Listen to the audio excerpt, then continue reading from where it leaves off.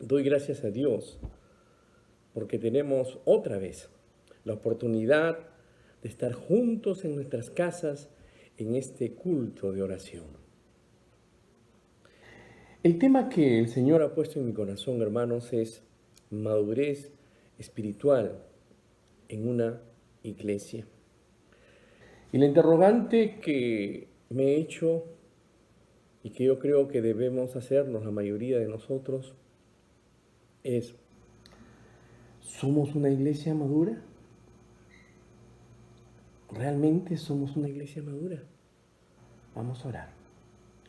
Señor Dios grande, Señor Dios todopoderoso, un grupo de tus hijos, Señor, queremos adorarte, queremos alabarte el día de hoy también y queremos, Señor, llegar ante ti en súplicas. Gracias por el mensaje, Padre. Úsame, Dios. Permite, Señor, que seamos una iglesia unida, una iglesia madura, Señor, porque tú quieres usarnos, quieres bendecirnos. Háblanos, Dios, a través de tu palabra. Gracias, Padre, por esta oportunidad y en el nombre de Jesús oramos. Amén, amén. Hermanos, ¿somos una iglesia madura?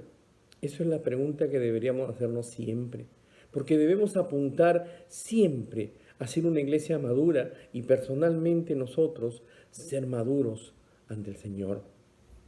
Vamos a ver un ejemplo de una iglesia del Nuevo Testamento.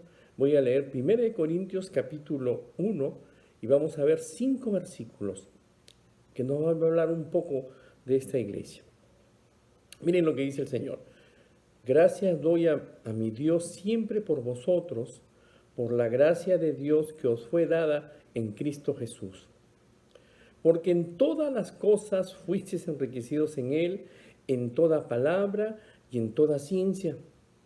Así como el testimonio acerca de Cristo ha sido confirmado en vosotros, de tal manera que nada os falta en ningún don, esperando la manifestación de nuestro Señor Jesucristo, el cual también os confirmará hasta el fin, para que seáis irreprensibles en el día de nuestro Señor Jesucristo.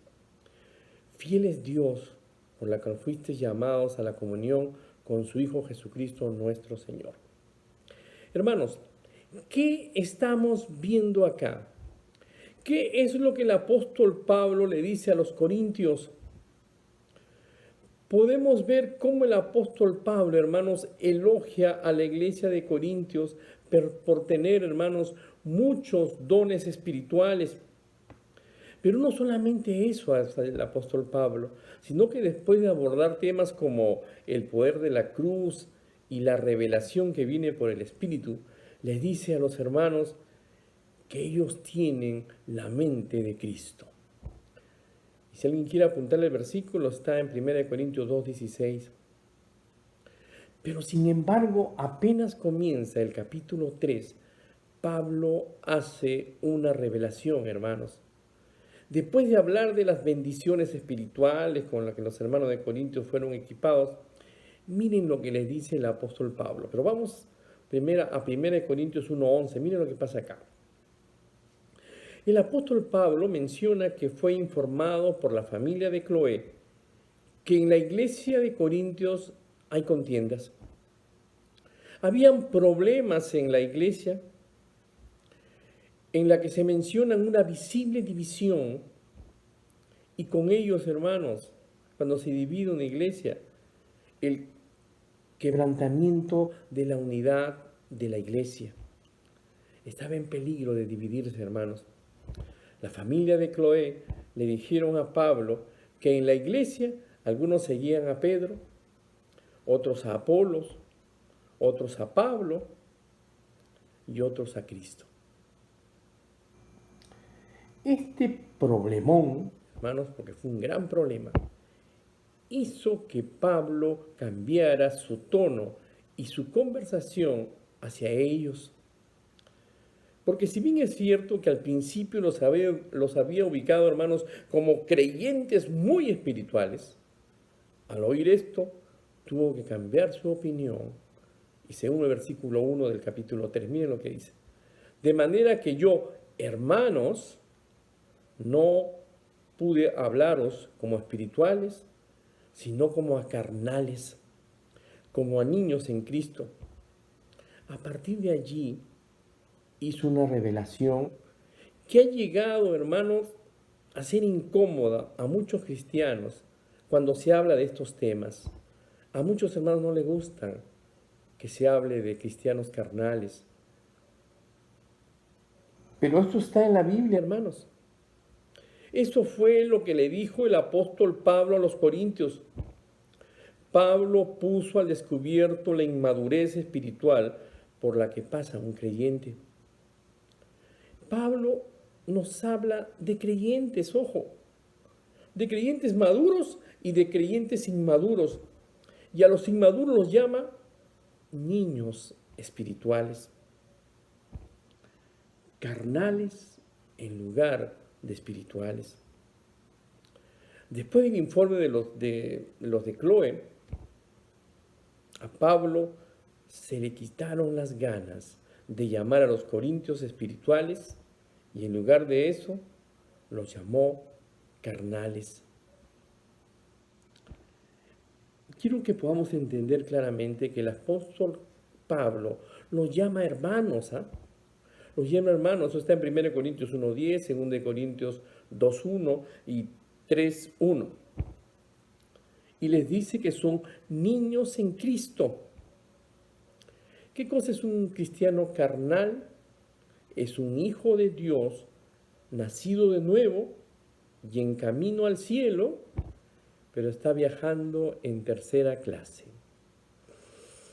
Esta no es una frase mía, es una frase de Redpath, por si acaso.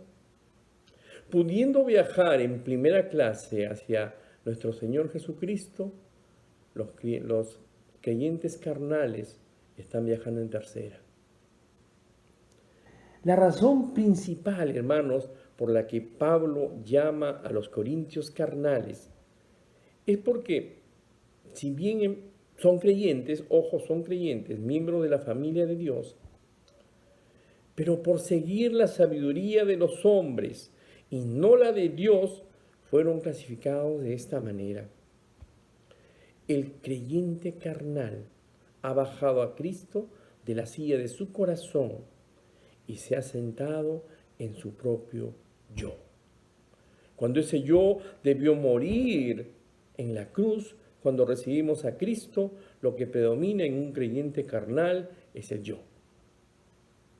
Porque ese yo está controlando, hermano, todas las áreas de su vida. Este creyente, a diferencia del cristiano espiritual, quien lo domina el Espíritu Santo, él es dominado por la carne en todos sus deseos. Hermanos, la palabra del Señor nos muestra cómo una iglesia que parecía espiritual, en realidad es una iglesia carnal, y nos llama a examinarnos cada uno de nosotros para que el Señor, a través de su Espíritu, nos pueda mostrar, hermanos, nos pueda mostrar si somos cristianos espirituales o si somos cristianos carnales. En una iglesia espiritual, hermano, hay unidad, mientras que en una iglesia carnal hay divisiones.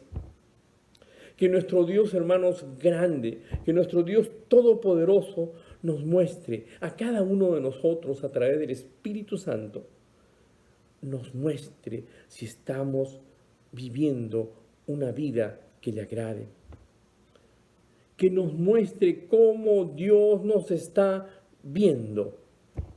Y aquí lo dejo, hermanos. El Señor ha mostrado eso en el mensaje y debemos examinarnos cada uno de nosotros. Vamos a orar. Señor Dios, acá agradecidos a ti, Señor, este tema duro, pero importante, Señor, para tu iglesia, porque tú quieres hombres y mujeres que te alabemos, que te honremos, limpios de corazón. Haz que tu iglesia en Tarapoto, Señor, sea una iglesia limpia, Señor. Una iglesia, Padre, donde haya unidad, donde podamos reconocer, Señor, si nos hemos equivocado, si estamos siendo carnales, que tú nos puedas perdonar, Dios, y que podamos ser una iglesia que pueda crecer, Señor. Una iglesia que muestre el amor que tú nos has dado hacia los demás y sobre todo a nuestros semejantes, a nuestros hermanos. Gracias Dios por la oportunidad que nos estás dando de poder estar juntos a través de nuestras casas en este culto de oración. Gracias por este momento, Padre, y en el nombre de Jesús oramos. Amén. Hermanos, Dios nos bendiga. Gracias.